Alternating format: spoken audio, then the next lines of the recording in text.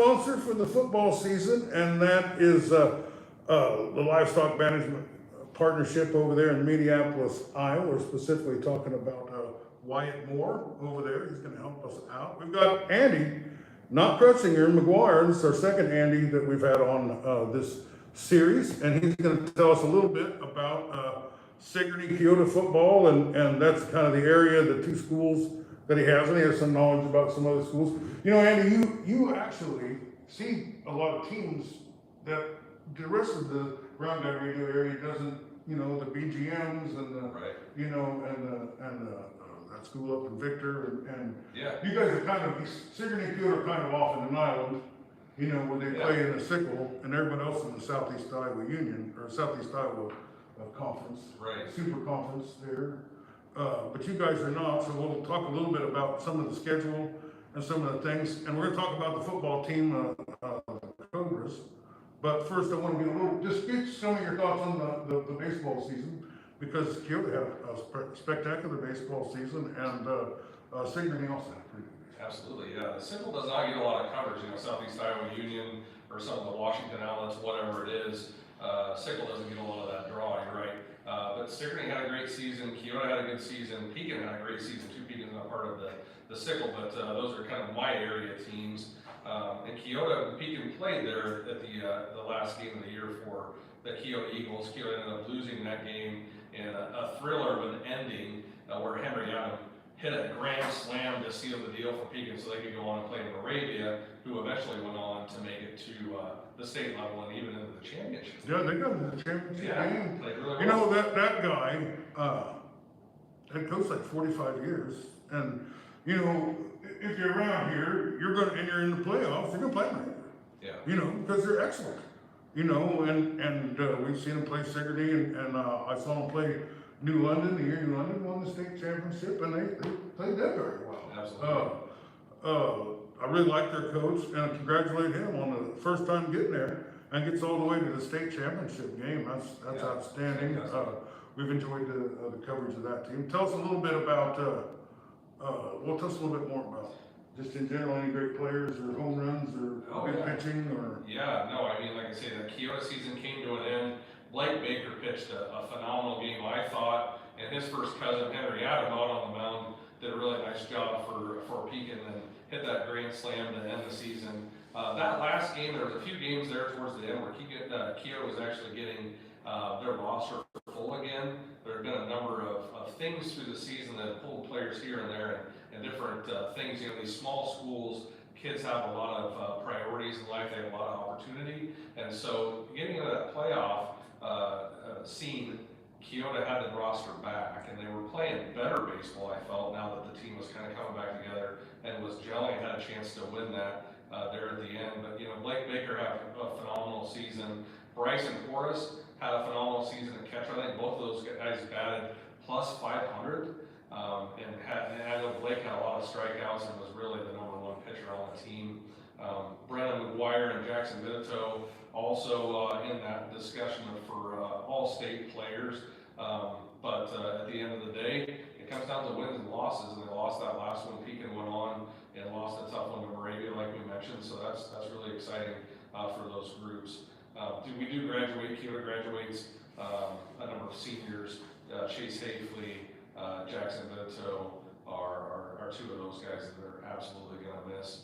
And you know, going to the Sigourney side of things, Sigourney lost a heartbreaker here in Sigourney to Burlington Notre Dame. And Burlington, as we all know, is a baseball-rich environment, and Burlington Notre Dame is always consistently good, quality coaching staff, quality kids, having Southeastern right there. It does a lot for that program. So a heartbreaker for Sigourney, who I know had really high aspirations for this year after that state run last year. But they're young. You know, they are really, really young. One of those young players, Riker Vandenheuvel, freshman catcher, all-state discussion for him this year is just fantastic. And there are a lot of young guys coming through. Hunter Sellers is one name you're going to hear a lot of. I've been a big Hunter Sellers fan. Right, yeah. Since I seen him in the JV stuff.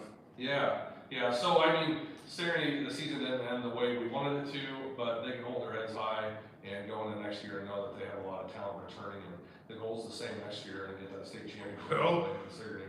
Coach Crawford, the year before, beat Notre Dame when they were ranked number 1 in the sub-states with a great home run by Isaac Bruns that capped that thing off. Right. And then this year, Coach Chipper gets a little revenge. Yeah. You hate to see the local teams lose, but you could see the poetic justice, I guess, in that. Somebody's got to lose a game, and you get one year, you never know if you're going to get the next one, so take it when it comes to you. But, two really quality baseball programs. I know Sigourney doesn't feel like they played the best that game, and they didn't. That's what the bottom line is. No different than Kyoto. You just have a couple bad innings. You can have one, you make 2 errors in 1 inning, and that can cost you the game. It's errors equal runs, and that's base runners and all that stuff, and you got to hope for some back and forth from the other team. They don't make if the other team won't make errors and won't walk you, you're going to have to figure it out with the bats how to win those games. That's right. Well, that's enough baseball, and that might put a wrap on it for the baseball for the year. But we are here to talk about football, and we're 6 minutes into it. We've been that's time to get into it. So let's review last year, and then maybe talk about some of the players from last year that won't be back this year. Yeah, for Sigourney Kyoto, it's been kind of a play and repeat the last couple of years where the schedule is really tough on the front side, playing bigger schools, playing schools that have a lot of pedigree, that have a lot of history of success. And this year is no different, where Sigourney has PCM scheduled, they have Wilton scheduled, they have Prairie scheduled. And those are teams that are all getting better every single year. The coaching staff, I know, in Prairie's solidifying. They had a turnover a couple of years back. But those guys come ready to play. They're big, they're physical, and that's the kind of football Sigourney Kyoto likes to play, is big physical football. Wilton and PCM are no different in that sense, that they like to run the ball. PCM may be a little bit more of an aerial assault, but they're a gritty team. I mean, when you go and play PCM, the next morning you know it, because they are just that physical. I think it was 2 or 3 years ago, we lost a couple of guys with some knees and some stuff that is a super physical program. So I think we're going to see this year what we saw last couple of years, where SK might drop a couple early. And the one thing that I think Coach Jensen does really well with this team is he gets them to the point where they're very resilient. And they can take a loss and know that they're still in that hunt for their district, and play through it and still end up with some success, and then get into the postseason and hopefully make a really good run with some good pairings. I think that's going to be crucial for this year's SK football team, is to make sure that we get the right matchups. Talking about the roster maybe a little bit, we lost a lot last year. We'll start with the offensive line, and we'll start with Owen Mankey. You can't talk about SK football without talking about a line that moves, that single wing offense. You got to be able to move, and you got to be able to block. This team hands out a pancake award, like a lot do, I know that, but this team really needs to have those holes open up for these backs who are big and physical. But Sigourney Kyoto loses a lot of players off that offensive line, and I think that is going to be probably the biggest question mark going into this year, is how does that unit step up? And I have all the faith in the world that Coach Jensen's going to have those young guys ready to play, but it's going to take some time to see how that unit comes together, and that's why I also think that maybe there's a pretty good possibility we drop some early, but you never know. Well, I got a little news I'm going to break here, I guess, a little bit, but how we're going to do the coverage. Sigourney Kyoto is blessed with basically broadcasting riches. They have Thunder Country that does a great job for them. They have great broadcasters and great shows, but they got an exclusive on the varsity. So I'm going to continue to cover the JV, and we'll get some JV Sigourney games on there. And I'm a little locked out as far as, everybody seems to have a team, but we'll be doing the scoreboard show, and we'll be doing this new re-envisioned Beat the Round Guy show that we'll get going out here for you later. But we're gonna, if there's a Thursday night game, because we don't have referees or something, we might be able to bring you that. But we'll keep you up as to what's going on. And I'm going to be doing some weight room interviews with some different schools if we can get that scheduled in. But, you got the preseason, which, or the non-conference part of the schedule, which I get it, loaded up with the best teams you can get in there because, you know, that's what you're gonna be facing in the playoffs, and that's what you're trying to get ready for. Hopefully, we can get a win or two out of those first three, because if not, then it's the sixth week of the season before we're breaking even, you know? Right, yeah. But, who are some of the players, some of the players that are gonna be there this year that might get new roles and might be, ball movers and, offense stoppers? Yeah, right. So, you know, looking at that roster from last year, there were a lot of names that you heard called that I think you're going to see a lot more of this year as well. And there were some young guys that really contributed a lot last year. We were losing the spin back, which for those that aren't familiar is effectively the quarterback. Braden Wood is gone, and then his backup, Jacob Lyde, who also played quite a bit last year, also graduated. So that spin back position, a quarterback position, I think you're going to have to look at Chase Clarahan. Chase Clarahan was a guy last year that led the team, I think, in tackles at linebacker. He knows high leverage situations. He knows sports. Tough kid. I would fully expect him to be there. And he has a solid arm, too. So big kid, physical kid. And I think that's what you're going to see this year. With some other guys maybe rotating in and get some opportunities, too. So I think that's where you start with. First team all state, baseball player. Yeah, absolutely. So, yeah, well, Clarahan's played some important roles over the If years. you're in Sigourney, you know the name Claire. Right? It certainly His do. brothers were very good ball players too on a lot of different levels. So I think you feel comfortable that Chase gets it done back there. And then you start talking about the backfield, right? So that's Ike Molex, who's been a starter. This will be his fourth year, at least playing varsity. I think he started as a freshman. I know he was a beast in the junior high level. You mentioned it at the JV level too. But Ike is a kid that is going to grind. He's going to be a workhorse. He's going to play both ways probably. So I would expect that out of Molex. And then Blake Baker. Blake Baker came on really hot last year as a sophomore. He'll be a junior this year. And I expect big things out of Blake. I know he's going to hit in the weight room. I spent a lot of time with Blake. He's gotten thicker over the summer, over the last year, since last football season. He's hungry for it. I mean, there's going to be a lot of good things coming from Blake Baker on both sides of the ball. So that's huge. And then you got to throw in Aiden Galindo as well at the wingback spot. Really, probably the vertical threat. The kid can jump out of the gym. I think he's a high jumper. He sure grew a lot. Yeah, he's tall. Over the last couple of years, he's really stretched up there. Super athletic. Really smart kid. So we got to work on his hands a little bit. If he can control the ball, if he can secure it, keep it secured, and the sky's the limit with those guys. So I think from a skill position standpoint, you go into this feeling really good. And then you also have to talk about the what we call the strong end, which would be like a Hunter Sellers type guy, tall, physical, football IQ, really good athlete too. So like I said, I think really what we need to do, what SK needs to do, is focus on the line play and make sure that they have gaps to run through for these good backs. Well, I think the breaking news here is there's a Clarahan and a Molex. They're gonna figure out big in, SK's Cobras season. Yeah, that's happened for a few years, Dave. I don't know if that's Somehow too that crazy, doesn't, but- somehow that doesn't surprise me. Yeah. Well, what do we got, couple weeks, 3 weeks? Is there gonna be any preseason stuff? Yeah. So August 21st, is when SK does their scrimmage. And they've been doing this three-team kind of jamboree. Oh, yeah, I really like those. Yeah, Fairfield, Davis County, and SK. Oh, well, guess what? Kind of You're gonna be on Round Guy Radio, because There you you've go. already committed to broadcasting. It's at Fairfield. this year, so- That one there, and I thought there was some, I thought maybe Pekin was involved in that one, but maybe not. No, not this year, no. But, SK will be a great chance to get a look at them, and, Yes.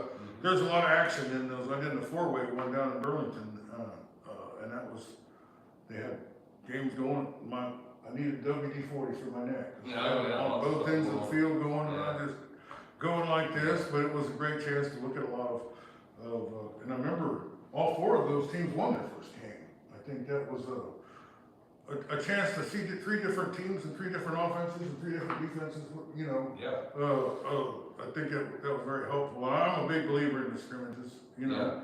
Yeah. I mean, you only get so much out of practice, and, you know, That's right. you're practicing for game situations, and there's nothing better for that in the scrimmage. That's That's right. where you get your game. Well, I'm gonna give you an opportunity to, talk about any other teams in the area that you might have an eye on, or, maybe some teams in the sickle that you think might be better, than they were last year. Well, I think just looking at this matchup for Signy and Kyoto this year, they'll run down the schedule quickly, but once they get through that preseason gauntlet, the non-district play, they run into Eddyville, Blacksburg, Fremont, who was solid last year. And they have a Mullinex of their own up Yeah. there. I think he's a all-state kid. Yeah, they have a number of athletes on that team. They were good last year. The score really didn't indicate how close I think the game was last year between SK and EBF. But I think they take another step this year, and that is a game that we do not want to look past. Then you go into Louisa Muscatine. We were talking about that before we jumped Yeah, on. well, they broke their 64-game losing streak. They got a great coach. They coached Pekin and they coached Lone Tree and they coached a couple other schools, maybe Iowa Valley or something like that. He's been around a lot of But years. he's been a winner everywhere he's gone, and for a guy that took over a season with like 7 days before the season started, I thought and they played pretty well. But then, when they're playing Sigourney and you're playing Iowa City, Regina back to back, and you ain't won a game in 60 games, it's a tall task. Yeah, that's really rough for that group. But the thing I was impressed last year with Louisa Muscatine is I didn't see any of those players hanging their heads when they walked off the field, and they were getting 50 pointed pretty much every single game until they got that win. But that team, I feel like, has the right attitude, has the right coaching staff, has the right steps to make. Well, they were miles better than they were the year before. They're just unquestionable. And I think there's good things. I mean, another school this probably ain't a team you're gonna play, but Wapello, a team down there by the Wise Muscatine, they got a great running back in Edgar Vasquez, and I think, that's a game I've got on there for Pekin. You pay a little attention to Pekin. What are you thinking about that? I don't know. I think that this is going to be a really pivotal year for Coach Weber. He's been there long enough now to really kind of establish his system. I think he's got the pieces in place that he wants. I think he's got the support that he needs. I don't think, and I know it, I know that he has the support from that community with the success that they've been having. I think that this year is going to be a really pivotal year in the sense that they did graduate quite a few seniors last year. Riley Smith and Nolan Glick, there's quite a few guys. Those are big hitters, man. Quarterback and Glick was just such a great all-around athlete, and he made his impact on the Pekin Panthers. Yes. But I think that they got the Allison kid from Fairfield, and according to Scotty Melvin, he's everything you think he is and more than that. But they got a little bit of they got a schedule that has some bumps along the way, and but that's the better the teams that they're going to play, the better they're going to be able to play in the playoffs, I think. Yeah. So Coach Weber went from no wins to 3 wins to 6 wins to, I believe, 7 wins. We went to the playoffs one year and won a playoff game, went to the second round of the playoffs. So, but if you watch, you're watching baseball or whatever, basketball, whatever sport it is, by the time you play 2 rounds of the playoffs, almost everyone's out. Yeah. If you're in the 3rd round of the playoffs, man, you're in a rare air, baby. You know what I mean? You might be one of just 2 or 3 teams in the whole area that even get that far. So For sure. it's it's been a pleasure talking to you. Is there anything we didn't get to talk about that you wanted to talk about? I don't think so. We touched on Pekin just a little bit. SK and Pekin, those are the teams that are closest to us that I really, really follow. I think Coach Weber has a good opportunity this year. I think Coach Jensen has a really good opportunity this year to show what he can do. He's been around for a while now, a veteran coach. We'll see how that rolls out. Pekin, Coach Weber, he has a guy named Henry Adam. When you have he is if you get to a game and you need one play to put you in the winner's circle, I'm not sure that he ain't the number 1 guy I would want in there. Yeah, he's probably one of 4 guys that I would say, give me this guy in that type of situation. He's that good. So I'm excited to see what Coach Weber can do with this group this year. Tough schedule for SK out the gate. I can't wait to get this thing started. We're only a few weeks away, so let's get it going is what I say. Well, we have been talking to Annie McGuire, who is a Sigourney Keota's high school sports expert, and we appreciate him taking a little time with us. And we'll keep the football coverage going. If you're getting excited for football, so are we. Thanks for being with us.